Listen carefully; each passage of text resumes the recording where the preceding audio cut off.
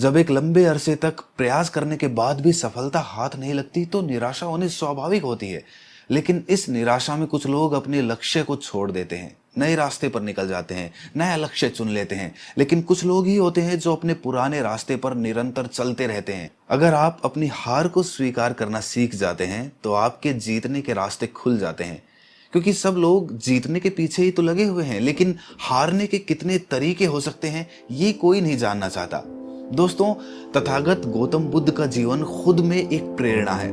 एक राजकुमार के भौतिक सुख सुविधाओं के जीवन से निकलकर जब उन्होंने सन्यास का मार्ग अपनाया था तो उन्होंने क्या क्या पीड़ाएं, क्या क्या दुख नहीं देखे आत्मज्ञान की प्राप्ति से पहले।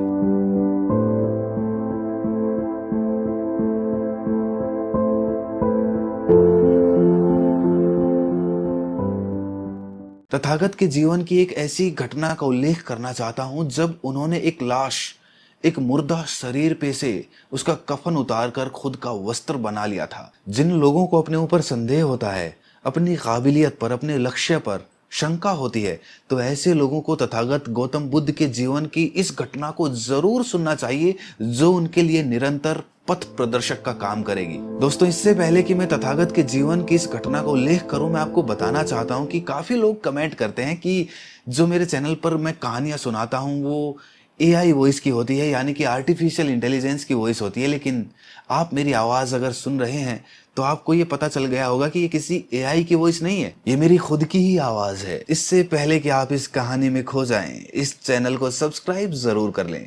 तो चलिए कहानी शुरू करते हैं। बात उस समय की है जब तथागत ने दो गुरुओं से शिक्षा प्राप्त कर ली थी।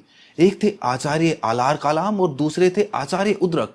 और इनसे शिक्षा प्राप्त करने के बाद भी जब तथागत को आत्मज्ञान की प्राप्ति का मार्ग नहीं मिला तो उन्होंने निश्चय किया कि वो अब रास्ते पर आगे अकेले बढ़ेंगे, स्वयं बढ़ेंगे और खुद का गुरु वो स्वयं बनेंगे। और इसीलिए नदी पार करके वो अकेले जंगल की तरफ निकल जाते हैं। अंधेरी रातों के गुप्त अंधेरे में वो जंगल में अकेले निकल जाते थे, जहां इंसान के जाते हुए डर के मारे रोंगटे खड़े हो जाते हैं। ऐसी जगहों पर वो रात रात भर अकेले बैठे रहते थे, ध्यान साधनाएं करते रहते थे, क्योंकि उन्हें लगता था कि अगर किसी तरह अपने मन के डर को, अपने मन के भय को दूर किया जा सके तो जीवन मरण के चक्र से मुक्ति मिल सकती है। हालांकि उन्होंने आचार्य उद्रक और आचार्य आलार कलाम से जो शिक्षाएं प्राप्त की थी, उनसे उन्हें समाधि की अवस्था तो प्राप्त हो गई थी, लेकिन समाधि की अवस्था प्राप्त करने के बाद उन्हें परम आनंद की तो प्राप्ति होती थी, लेकिन फिर भी जीवन मरण के चक्र से मुक्ति का कोई रास्ता नजर नहीं आ रहा था। तथागत ने कठोर शरीर पीड़न तप करना आरंभ कर दिया था। उन्होंने निश्चय कर लिया था कि किसी भी कीमत पर वो आत्मज्ञान की प्राप्ति करके रहेंगे। उन्हें हर प्राणी मात्र की चिंता थी, इसीलिए वो चाहते थे कि आत्मज्ञान की प्राप्ति के बाद पूरे विश्व को, पूरे संसार को, पूरे जन समुदाय को एक ज्योति का मार्ग दिखलाएंगे। और यही उनके लिए हमेशा एक प्रेरणा के स्रोत बना रहा। तथागत को कठोर शरीर पीड़न तप करते हुए 3 महीने गुजर चुके थे। जब वो आचार्य उद्रक के पास शिक्षा प्राप्त करने के लिए गए थे तो वहां पर उनका एक बहुत अच्छा मित्र बना था जिसका नाम कौंडन्य था। वो तथागत से बहुत ज्यादा प्रभावित था, इसीलिए अपने 4 मित्रों के साथ वो तथागत को ढूंढ निकालते हैं और तथागत को हाथ जोड़कर कहते हैं कि हे सिद्धार्थ, हमें आपके साथ तपस्या करनी है। आचार्य उद्रक की जितनी शिक्षाएं थी वो सभी शिक्षाएं हमने प्राप्त कर ली हैं। अब आगे की शिक्षा और आगे की तपस्या हम लोग आपके साथ करना चाहते हैं। तथागत ने इसके लिए हामी भर दी और इसके बाद उन 5 लोगों ने आसपास ही अपने लिए गुफाएं ढूंढ ली थी। वो पूरे दिन वहां पर ध्यान अभ्यास करते रहते और इस दौरान एक युवा जाकर नगर में भिक्षाटन करके लाता था और उस भिक्षा को 6 लोगों में बराबर बांट दिया जाता था। हर एक के हिस्से मुट्ठी भर चावल आते थे जिससे कि वो लोग जीवित रह पाते थे। और इस प्रकार ये चक्र चलता रहता था। हर युवा का एक दिन छोड़ एक दिन नंबर आता रहता था। बारी बारी करके हर एक युवा का भिक्षाटन करने का नंबर आता था। इस प्रकार उनका जो ध्यान साधना करने का समय था वो भी बढ़ जाता था। एक युवा भिक्षाटन करने के लिए जाता था और बाकी 5 युवा ध्यान साधनाओं में लीन रहते थे। इस प्रकार की ध्यान साधनाएं करते हुए उन्हें 6 महीने बीत चुके थे। उन 5 युवाओं को लगा कि हमारे लिए इस प्रकार का कठोर शरीर पीड़न तप करना बहुत ही मुश्किल है, क्योंकि तथागत तो पूरे पूरे दिन भूखे रहते थे। कभी कभी तो वो एक अमरूद पूरे दिन में खाकर जीवित रहते थे और कभी कभी तो जंगल में पड़े सूखे गोबर को भी खा लेते थे। और उन्होंने 6 महीने से ना तो स्नान किया था और ना ही अपने बाल और दाढ़ी मुंडवाए थे। उनके बाल और उनकी दाढ़ी काफी बड़ी बड़ी हो चुकी थी। उन्हें देखकर ऐसा लगता था जैसे कोई भुखमरी का शिकार पागल इस जंगल में घुस आया हो और बेतहाशा इधर उधर दौड़ा जा रहा हो। काफी बेचैन रहने लगे थे।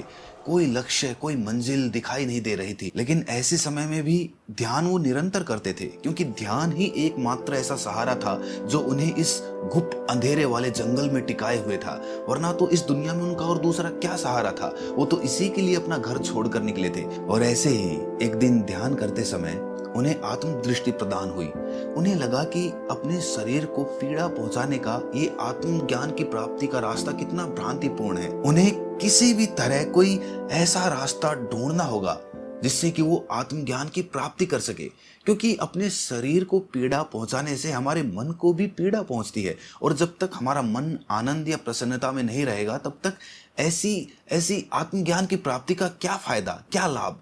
और जब ऐसे प्रश्न उनके मन में कौंधे तो उन्होंने निश्चय किया कि वो आज से ही अपनी जीवन शैली बिल्कुल बदल देंगे। अब वो अपने मन का और अपने शरीर का पूरी तरह से पोषण करेंगे। और यही सोचकर जब वो शमशान घाट से ध्यान लगाकर उठे तो उन्होंने देखा कि एक मुर्दा लाश पर ईंट के रंग का कफन ढका हुआ है।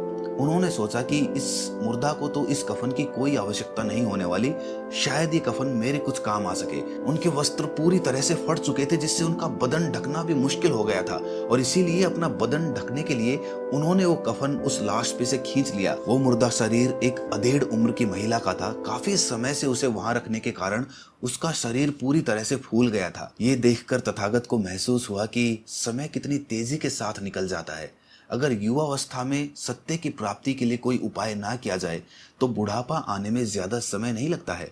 और यही सोचकर वो उस कफन को लेकर नदी में नहाने के लिए निकल जाते हैं। उन्हें स्नान किए हुए भी काफी दिन हो गए थे। उन्होंने स्नान करना, खाना पीना, अपनी देखरेख करना बिल्कुल पूरी तरह से बंद ही कर दिया था। नदी में जब उन्होंने डुबकी लगाई तो उन्हें असीम आनंद की प्राप्ति हुई। उन्होंने वो जो कफन था उसको धोया और अच्छी तरह से निचोड़कर उसे किनारे पर सुखा दिया और खुद अच्छी तरह से रगड़ रगड़ कर स्नान करने लगे। काफी देर तक नहाने के बाद जब वो नदी से बाहर निकलने लगे तो अचानक उनके शरीर में बहुत दुर्बलता आ गई। उन्हें चक्कर आने लगा। वो कुछ ही दूर चले थे कि बेहोश होकर जमीन पर गिर पड़े। वो तो भला हो सुजाता, जो कि उसी गांव की एक लड़की थी और दूध लेकर एक पेड़ को चढ़ाने के लिए जा रही थी। जब उन्होंने इस सन्यासी को बेहोशी की हालत में देखा तो उन्होंने वो दूध किसी पेड़ पर चढ़ाने से अच्छा उस युवा सन्यासी को पिलाना ठीक समझा। सुजाता ने उस दूध की कुछ बूंदें ही सिद्धार्थ के मुंह में डाली होंगी कि सिद्धार्थ को फिर से अपनी चेतना का आभास हुआ, जैसे उनके शरीर में फिर से शक्ति लौट आई हो। और उन्हें एहसास हुआ कि दूध शरीर को कितनी शक्ति प्रदान करता है। वो अचानक बेहोशी से बाहर आकर सुजाता के सामने उठ बैठे और उससे और दूध पिलाने की इच्छा जताई। ये दूध पीकर सिद्धार्थ के मन को एक नई ऊर्जा, उसके शरीर को एक नई शक्ति मिली। और इस शक्ति को प्राप्त करने के बाद सिद्धार्थ ने पूरी तरह से निश्चय कर लिया था कि वो अब अपने शरीर को पीड़ा देना पूरी तरह से बंद कर देंगे। यही सोचकर वो जंगल में वापस लौट आते हैं और ध्यान में लीन हो जाते हैं। धीरे धीरे सुजाता सन्यासी के पास आने लगी। वो अक्सर उनके खाने पीने के लिए कुछ वस्तुएं लेकर आती थी। और जब कौंडिन्य और उसके 4 मित्रों ने सिद्धार्थ को सुजाता के साथ हंस मुस्कुराकर बात करते हुए देखा तो उन्हें लगा कि सिद्धार्थ अपने पथ से भटक गए हैं। अब वो तपस्या नहीं कर रहे हैं। शायद उनके मन में भोग विलास पनपने लगा है और इसीलिए उन्होंने सिद्धार्थ से दूर जाकर अपनी तपस्या जारी रखने का निश्चय किया। और उसका मित्र कौंडिन्य अपने 4 मित्रों के साथ अपनी आगे की यात्रा पर निकल पड़ता है। आगे चलकर जब बुद्ध को आत्मज्ञान की प्राप्ति होती है तो यही वो 5 मित्र थे जिन्हें उन्होंने पहली बार सारनाथ में अपना पहला प्रवचन दिया था। अब बुद्ध उस जंगल में बिल्कुल अकेले थे। अकेले रहकर वो अपनी तपस्या कर रहे थे। सुजाता उनके लिए खाने पीने का सामान लाती रहती थी और बुद्ध अपने लिए और समस्त मानव जाति के लिए आत्मज्ञान का रास्ता ढूंढ रहे थे। देखिए, समझने वाली बात यह है कि बुद्ध अब हर चीज पर ध्यान लगाने लगे थे। सूर्य की किरण, कोई पत्ता, किसी पक्षी की आवाज। और उन्हें महसूस हुआ कि प्रकृति में हर एक चीज आपके लिए आत्मज्ञान का रास्ता खोल सकती है। मुक्ति का रास्ता इस ब्रह्मांड के छोटे से छोटे कण में भी विद्यमान रहता है। लेकिन अज्ञानतावश इंसान उस चीज को देख ही नहीं पाता। उसके लिए चाहिए दिव्य आंखें जो ध्यान साधनाओं से हासिल की जा सकती है।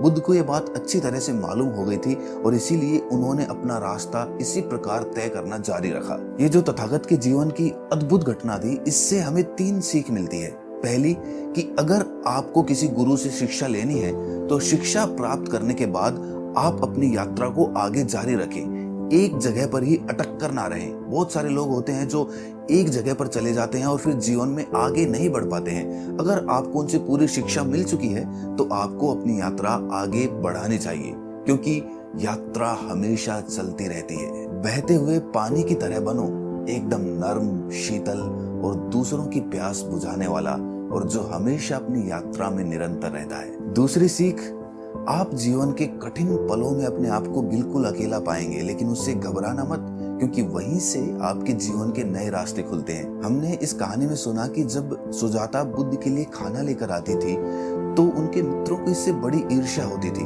उन्हें लगता था कि बुद्ध का अब एक ही उद्देश्य रह गया है, जीवन में सिर्फ अपना पेट भरना, और अपनी तपस्या से वो दूर भटक रहे हैं। और यही सोचकर उन्होंने अपने मित्र का साथ छोड़ दिया था और इस कारण वो बिल्कुल अकेले रह गए थे। लेकिन बुद्ध ने इस बात की कभी भी परवाह नहीं की। उन्हें पता था कि वो किस रास्ते पर चल रहे हैं। इसीलिए जब खुद पर अपने आप को विश्वास होता है तो किसी और के प्रमाण की आवश्यकता नहीं रहती। और बाद में जब आप अपने लक्ष्य में सफलता हासिल कर लेते हैं तब वही लोग आपके पास शिक्षा या ज्ञान ग्रहण करने के लिए आते हैं, क्योंकि यही तो 5 मित्र थे जिन्हें बाद में बुद्ध ने आत्मज्ञान का रास्ता दिखलाया। लेकिन एक बात समझने की यह है कि छोटी सी सफलता हाथ लगने के बाद लोग अहंकारी हो जाते हैं, घमंड से भर जाते हैं। लेकिन तथागत को जब आत्मज्ञान की प्राप्ति हुई तो उन्हें बिल्कुल भी अहंकार नहीं हुआ, क्योंकि अहंकार के साथ आत्मज्ञान प्राप्त नहीं किया जा सकता है। इसीलिए आप चाहे कितनी भी बड़ी सफलता हासिल क्यों ना कर लें, लेकिन अपनी सफलता पर कभी भी अहंकार मत करना। अपने विरोधियों को कभी भी नीचा दिखाने की कोशिश मत करना, क्योंकि बुद्ध को भी जब आत्मज्ञान की प्राप्ति हुई थी तो उन्होंने अपना मार्ग सबसे पहले उन्हीं 5 मित्रों को बताया था। तीसरी सीख जो सबसे महत्वपूर्ण है वो ये है कि जीवन में जब भी आपको असफलता हाथ लगती है, आप जीवन में नाकामयाब होते हैं, तो रास्ते पर हमेशा चलते रहना है। उससे डरना नहीं है, घबराना नहीं है, पीछे नहीं हटना है, क्योंकि जब भी आप नाकामयाब होते हैं तो कामयाबी का एक नया रास्ता खुलता है। लेकिन जहां से हम पीछे पलटते हैं वहीं से वो नया रास्ता शुरू होता है, लेकिन पीछे पलटने के बाद वो रास्ता दिखाई नहीं देता है। तथागत को भी 2 गुरुओं से शिक्षा प्राप्त करने के बाद जब आत्मज्ञान की प्राप्ति नहीं हुई तो वो वापस लौटकर अपने राजमहल में नहीं गए, बल्कि उन्होंने निश्चय किया कि वो खुद अकेले ही उस रास्ते पर आगे बढ़ेंगे। और इसीलिए उनके आश्रम को छोड़कर वो जंगल में अकेले रहने के लिए आ जाते हैं। अब वो खुद के गुरु स्वयं बन चुके थे और यहीं से उनकी रास्ता का नया अध्याय खुलता है। आगे तथागत की यात्रा कैसी रही, उनके जीवन में क्या क्या कठिनाइयां आई और किस प्रकार उन्होंने संसार को आत्मज्ञान का मार्ग दिखलाया, और उनका अतीत राजमहल में कैसा रहा था जहां से उन्हें आत्मज्ञान प्राप्त करने की प्रेरणा प्राप्त हुई थी। इस पूरी कहानी को मैं आपको सुनाना चाहता हूं, लेकिन इसके लिए मुझे आपका सपोर्ट चाहिए। अगर इस वीडियो पर 50,000 लाइक आते हैं, लोगों को शेयर की जाती है, अगर आप लोगों की रिक्वेस्ट आती है कमेंट्स में, तो ही मुझे तथागत की इस कहानी को सुनाने का आनंद आएगा। क्योंकि जब तक सुनने वाले नहीं रहेंगे तो सुनाने वाला क्या ही करेगा, वो तो बेवकूफ और पागल कहलाएगा। इसीलिए आप इस वीडियो को ज्यादा से ज्यादा लोगों तक शेयर करें और आप कमेंट्स में ये भी बताएं कि आप तथागत के जीवन का कौन सा अध्याय सुनना चाहते हैं, ताकि वो अध्याय मैं अपनी आवाज में आप लोगों के सामने अपने चैनल के माध्यम से ला सकूं। तो मिलते हैं अगले अध्याय में, तब तक के लिए अपना ख्याल रखें।